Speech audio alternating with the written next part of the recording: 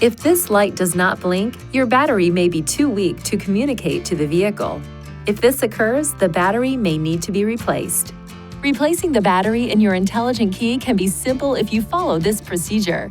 First, see the owner's manual for the recommended battery before replacing. Next, release the lock knob and remove the mechanical key from the intelligent key. Place a cloth over a small flathead screwdriver and insert the tip into this slit. Now twist the screwdriver to separate the intelligent key into two pieces.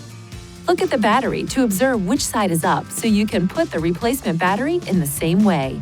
Ensure your hands are clean and free from oil and grease before touching anything inside the key fob.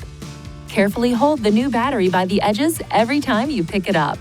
Remove the discharged battery while being careful not to touch the internal circuits or electrical terminals.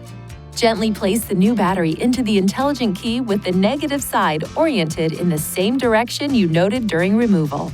Align the tips of the two halves and then close the key fob by pushing along the edges. Lastly, operate the intelligent key to ensure it works properly. If you need assistance with replacement, it is recommended you visit a Nissan dealer. Please see your owner's manual for important safety information, system limitations, and additional operating and feature information.